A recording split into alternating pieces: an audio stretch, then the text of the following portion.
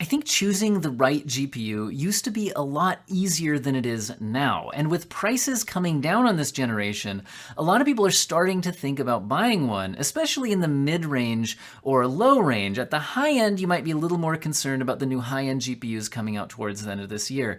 But the more mid-range cards might not be replaced until 2023, although obviously we don't have official dates on all of this yet. But in this video, I want to look at the RX 6700 XT against the RTX 3070. And some of you will be like, why not compare against the 3060 Ti? I will. I need to buy one. In fact, I think I might order one today. Anyway, stay tuned for that. But let's look at the 6700 XT against the RTX 3070. Now, a lot of people will just be, well, just look at the price to performance and then to the money. Okay, well, in general, you might say the 3070 is about 15% faster, but that actually depends on which games that you look at. And then also, you might look at the feature differences. And there's smart access memory, there's DLSS, there's ray tracing performance. Are you factoring that in? There's a lot of things to factor into these decisions. In this video, I'm benching the RX 6700 XT reference model up against the RTX 3070 Dual OC version from Asus, and I left both of them at their out-of-the-box settings. No additional overclocking or undervolting or any of that. I'm using them the way that most people would when they buy them. Now, the GPU pricing right now is going up and down, so this might be different by the time you actually watch this video, but as of the time of filming, the RTX 3070 cost $110 more, which is about a little over 23% more for, well, is it 15% more performance? Well, we'll look at that, because there's actually some games where the 6700 XT is faster than the 3070, but there's a lot where it's slower. How much do you care about ray tracing? What do you think about DLSS versus FSR 2.0? We'll look at all of that in this video, and then I'll give you some final thoughts at the end. All right, let's start out with Forza Horizon 5 as an opportunity for me to talk about smart access memory. I do have smart access memory and ResizeBAR on the Nvidia GPUs enabled for this testing. And this is at the extreme setting at 1080p, although we'll look at 1440p and 4K. And here we can actually see the AMD GPU beating the RTX 3070. And this is certainly not typical between these two GPUs. And we'll look at other tests, don't worry. But I wanted to kind of complain about Nvidia's ResizeBAR support, because they added it as a feature a long time ago after AMD publicized their smart access memory support, and they whitelisted 17 games, and to my knowledge have not added a single game since then in over a year. You can individually whitelist games yourself if you download a third-party program called Nvidia Inspector, but I'm not doing that in my testing. And so here's a game where AMD sees huge performance gains from smart access memory, allowing the 6700 XT to dominate the RTX 3070, although at 4K, as we're seeing here, the 3070 starts to catch up. But anyway, Nvidia, please start whitelisting more games or allow people to just turn on ResizeBAR themselves without having to download a third-party program. So Nvidia needs to get with the program here. It feels like they kind of enabled ResizeBAR just to check a marketing box and then completely forgot about it. It's very frustrating. So anyway, be aware that smart access memory is enabled in these tests, and so is ResizeBAR on any game that Nvidia has chosen to actually support it. Here we're looking at God of War, and this is a DX11 title, and AMD has recently offered drivers that improve their DX11 performance, where they used to have a larger disadvantage. We can see here that the 3070 is certainly delivering better frame rates here, but it's not by a huge margin, which used to usually be the case in DX11 games. So that is definitely something to look at. But what I'm really using God of War for is for us to look at FSR 2.0. Currently, there's only a few games that support it, but this game features DLSS and FSR 2.0. And I wanted to highlight that I still think DLSS is better than FSR 2.0. Look at his beard. If you look at Kratos' beard and some of the foliage in the background, there certainly seems to be less stability to the image, a little bit more flickering. And I definitely prefer the DLSS 2.0 image. That being said, FSR 2.0 is a big step up from FSR 1.0. And I also notice that the 6700 XT is able to still stay fairly close to the performance of the 3070 using DLSS here. So overall, I'm extremely happy that FSR 2.0 is out there, but we need it supported in more games, and there's still clearly some image quality improvements that could be made to make it a better match for Nvidia's DLSS. So I really hope that AMD continues to iterate on this and we don't stay at 2.0 forever. I'm hoping that we start to see some 2.1s and all that. Also, FSR 2.0 has been released as open source, so maybe we can see if anybody else has any improvements they could make to the algorithm, which would be interesting. Now here we're looking at these GPUs at 4K Ultra, and you can see that they're both struggling here. So once again, we might want to take a look at what FSR and DLSS could do for us here. And, well, they can do good work. And at 4K, I think that FSR 2.0 quality looks extremely good. You have to really zoom in and look carefully to find the differences between it and DLSS. So I think FSR 2.0 at the quality setting is really helpful for trying to game at 4K on GPUs that maybe don't quite have the horsepower to do it themselves. Now, these GPUs definitely have the horsepower to do 1080p Ultra, but I thought I would throw it in here just so you can see the comparison. And as usual, the AMD GPU gets a bit closer to AMD at the to Nvidia at the lower resolutions, whereas they pull a bit further apart at the higher resolutions. Let's take a look at Marvel's Guardians of the Galaxy here. And first we're looking at 1080p Ultra, where you can see that both GPUs are delivering extremely high frame rates. Absolutely no trouble maxing this thing out at 1080p. So that actually might beg the question, is there room for some ray tracing? And this is a game that has a console ray tracing implementation, which means it can be tuned to run on AMD GPUs. The RT high setting is what the consoles seem to be using. It's just a bit of ray traced reflections, and the video playback here feels choppy. I don't know why that's the case, but you can see in the frame rate counter that AMD is delivering solid 1080p ray tracing performance here. Although you can see that the 3070 is able to turn the ray traced reflections all the way up, not just to very high, but to ultra, and then also ray traced transparencies, and still deliver about the same frame rate. If we go up to 1440p, again at the ultra settings, and this time without ray tracing, we can see both GPUs delivering extremely high frame rates, although again in this game the RTX 3070 does clearly have a significant performance advantage over the 6700 XT. So you can see it really depends on the game. Like we saw Forza Horizon 5 as an outlier where AMD was ahead, but here I think is a bit more typical with the AMD falling behind, especially, again, using ray tracing. Although with the ray tracing, again, at the console level settings, you're not quite at 60 FPS, but you're pretty close to it on the 6700 XT at 1440p here.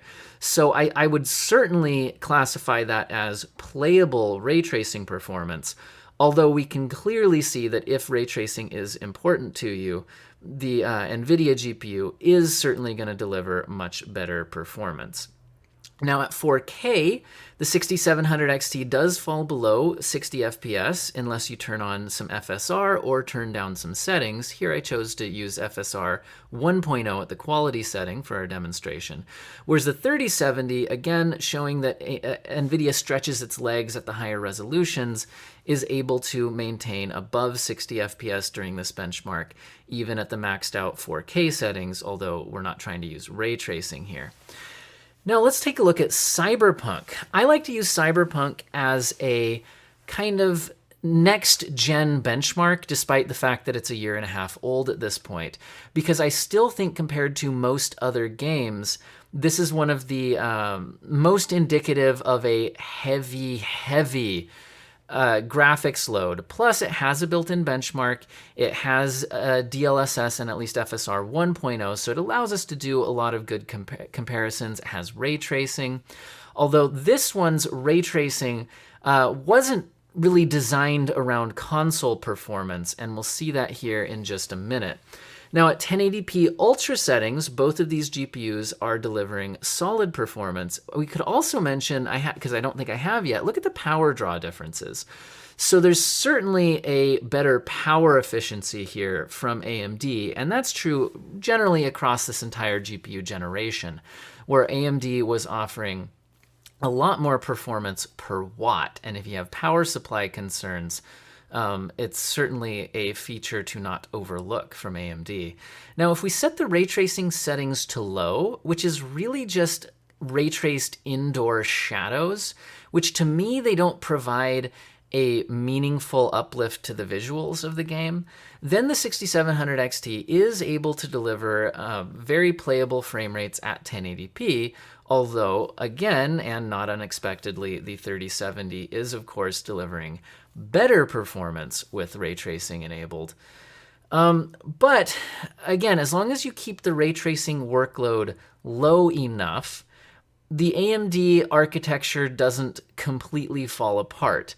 It's at the higher ray tracing settings and higher resolutions where it can have a lot more trouble.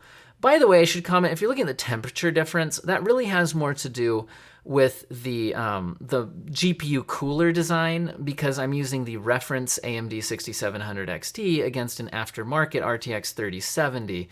And I've shown in other videos that if you just undervolt this 6700 XT, you can bring those temperatures way down with no performance hit at all. So I wouldn't worry too much about that. But here's what I meant by if you keep the ray tracing settings low, AMD does a decent job. If you kick them up here, like with the ray traced reflections, which I think have a more meaningful visual benefit in this game, then even at 1080p, the 6700 XT is struggling, and I certainly would not enable this settings. The 3070, even though we're only at 1080p, is still only barely above 60 FPS here, although as we get outside, it gets a bit easier. Now, notice that Guardians of the Galaxy, which was tuned around consoles, offered different levels of ray traced reflections, and at the lower setting, the 6700 XT could handle it. Cyberpunk doesn't really do that. The ray traced reflections are just on or off, and we can see that the setting that they're enabled at is a bit overwhelming to the AMD architecture. So I would like to see more games, and I think we will see more games, that are designed around console ray tracing, offer a low setting that's similar to what consoles can do, and I think AMD GPUs will deliver reasonable performance there, whereas obviously Nvidia delivers higher performance. Now, at 1440p, speaking of using Cyberpunk as a bit more of a next-gen type benchmark, at the Ultra settings, both the 6700 XT and the 3070 do dip below 60 FPS in the most demanding scenes, although the Nvidia GPU holds 60 FPS more frequently. But in this game, I really think the high settings offer a much better image quality to performance ratio, and you can see that both GPUs are delivering excellent performance at the high settings, so I wouldn't be too scared here. Now, using this as a next-gen benchmark is a bit hit or miss. I use it because it is so demanding, but future games are no longer going to be in this engine. Even CD Projekt has announced that they will be moving to Unreal Engine 5. Now, I don't use Unreal Engine 5 as a benchmark currently, although I think that would be the best indicator of future performance, mostly because, I have the City sample demo from the Matrix Awakens benchmark, but it tends to be CPU limited rather than GPU limited, which really doesn't make it particularly useful for my GPU benchmarking here. So I'm hoping in the future we can get some Unreal Engine 5 games with built-in benchmarks to give us a better idea of how these will handle upcoming next-gen titles. Now, 1440p ray tracing, the 6700 XT, again, at the low setting, can manage decent performance if you're willing to use FSR at the UltraQuality setting. FSR 1.0 UltraQuality can look good especially if you're on a smaller monitor. I'm on a very large monitor, and I personally wouldn't use it here, and I don't think you're gaining enough from ray tracing at the low setting to make the resolution trade-off worthwhile. The 3070, again, at RT low, even needs some DLSS quality to maintain good frame rates here. It can do Ray Traced Ultra, but you have to go to DLSS Performance and watch the palm tree branches as we pan through here. DLSS Performance doesn't look very good in my opinion. It's just too low res of an upscale, and I would not use it personally. Maybe you have different preferences. Now, looking at 4K, and I went all the way down to the medium setting, and I didn't want to go down to the low setting because you just lose way too much image quality. Like a lot of shadows completely disappear. I think at medium, Cyberpunk still looks pretty good. And so benchmarking native 4K performance here, I went with the medium setting. The high and ultra performance was just too low for me to feel worthwhile to compare.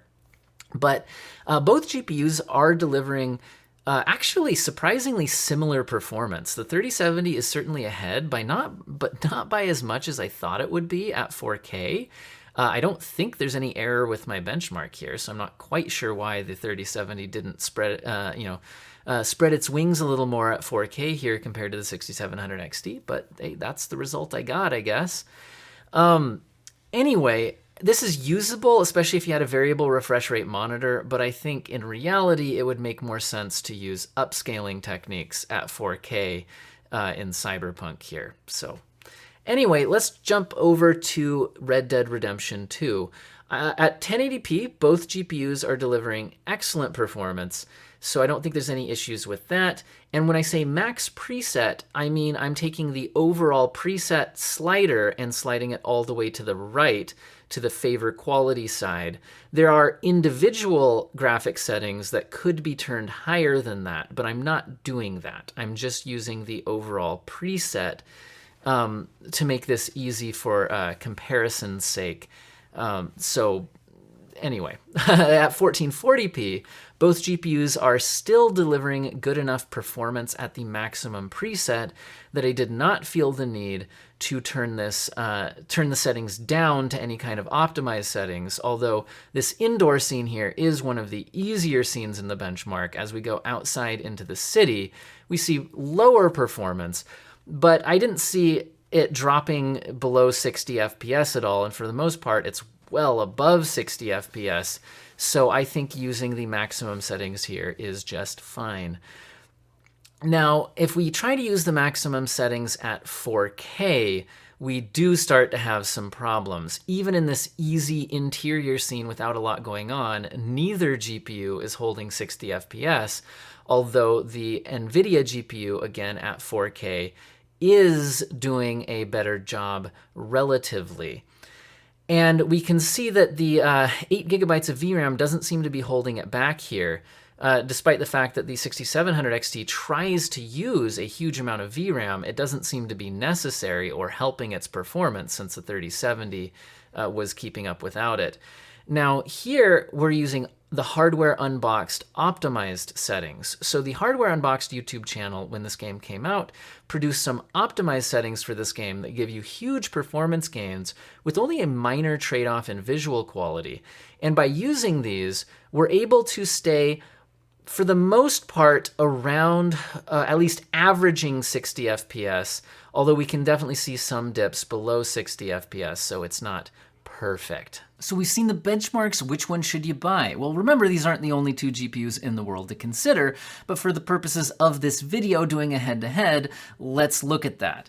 Well, one thing you want to consider is AMD versus Nvidia. A lot of people have concerns about AMD's drivers, which I've used them a lot. For 6 months, I had the RX 6800 XT as my main daily driver GPU for both producing my YouTube channel as well as gaming, and I had very few issues. It wasn't that big of a headache. And the other main issue is people talk about the encoder. Well, that really matters mostly for people who want to live stream. I capture gameplay footage using the GPU's encoders. So by the way, if you're curious how I captured all of these, it was just directly on each GPU's encoder through its driver software. And as long as you're able to turn the bitrate high enough, AMD's encoder looks fine, but for the purposes of live streaming, it will be not looking quite as good at that same low bitrate for live streaming.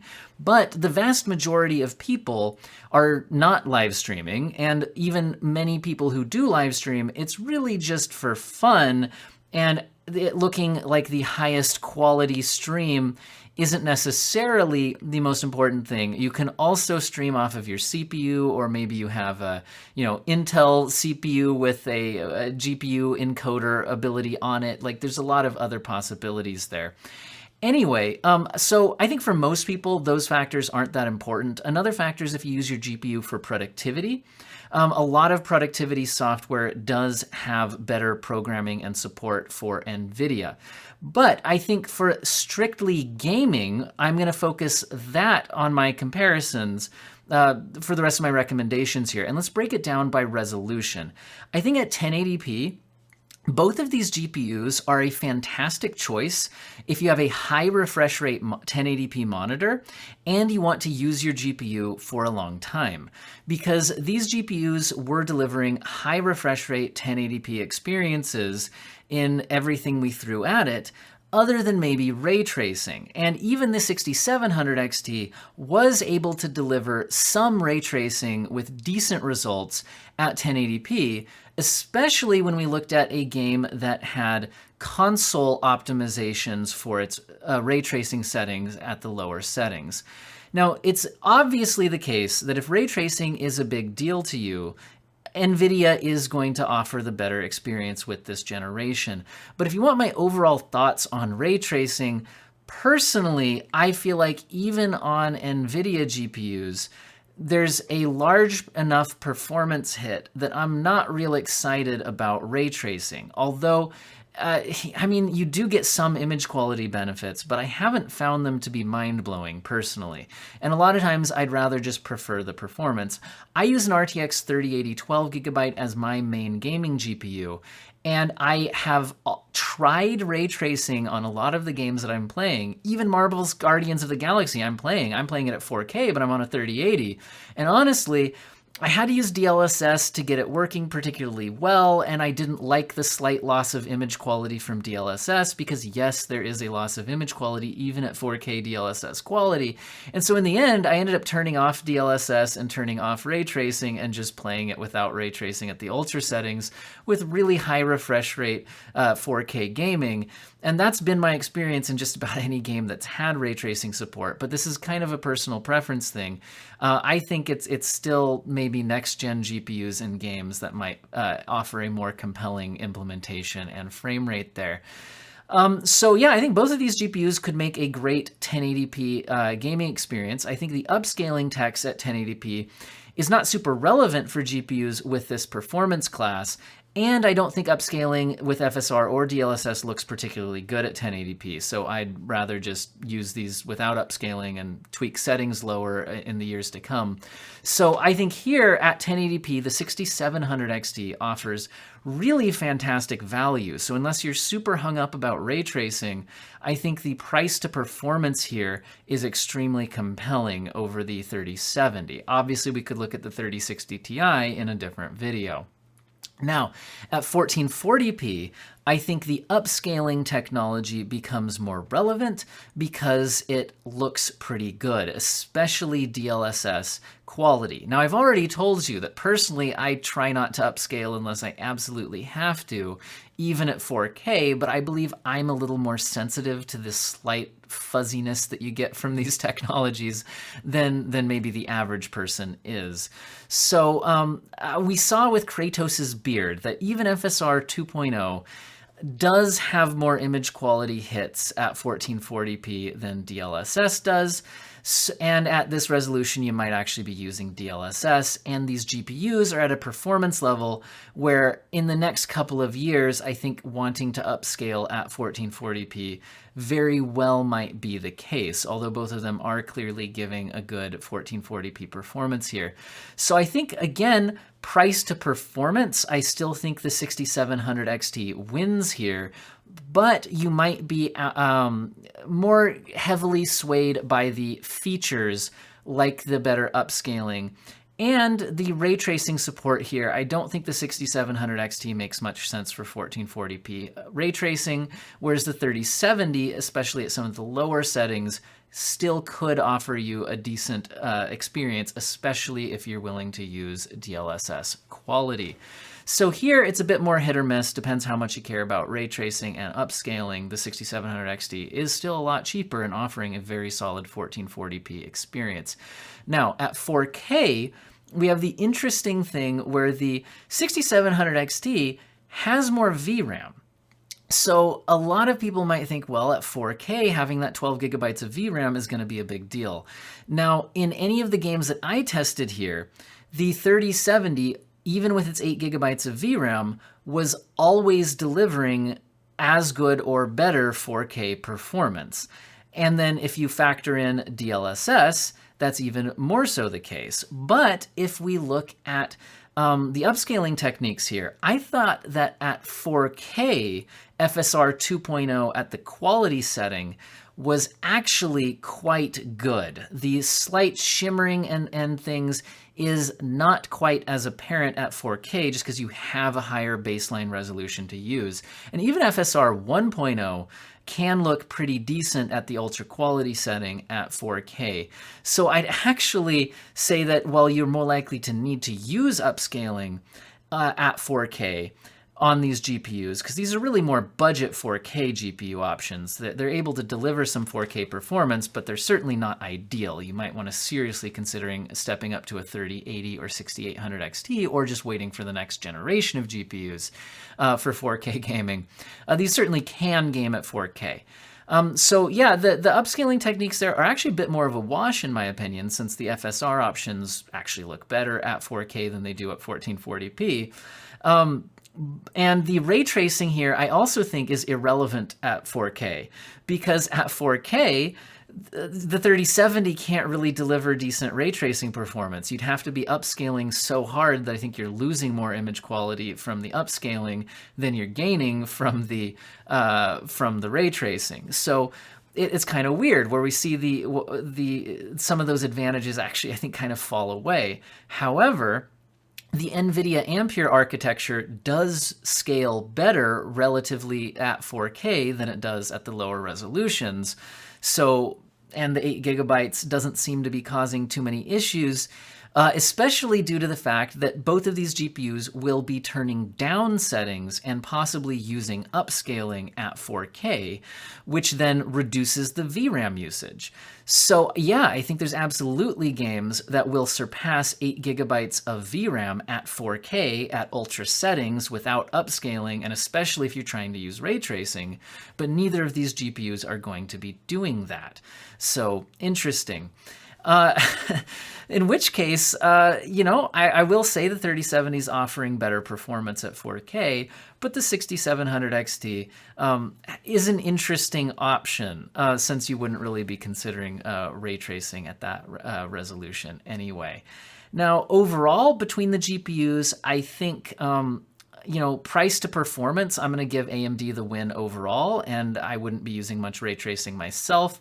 So I really do like the price to performance here on the 6700 XT. I absolutely think the RTX 3070 is a better graphics card than the 6700 XT, but I don't think that was ever really the question anyway. It costs a lot more. So if the costs were closer, I would recommend the 3070. And at 1440p, I think I'm going to give my recommendation to the 3070 if I had to pick between the two and you have the money. But at 1080p, I think I'd recommend the 6700 XT. And at 4K, like I said, it's a bit of a wash. Honestly, I'd recommend just get a better GPU. But anyway, what do you guys think? Let me know in the comment section. And if what you think is I should have compared it against a 3060 Ti, stay tuned. That's incoming.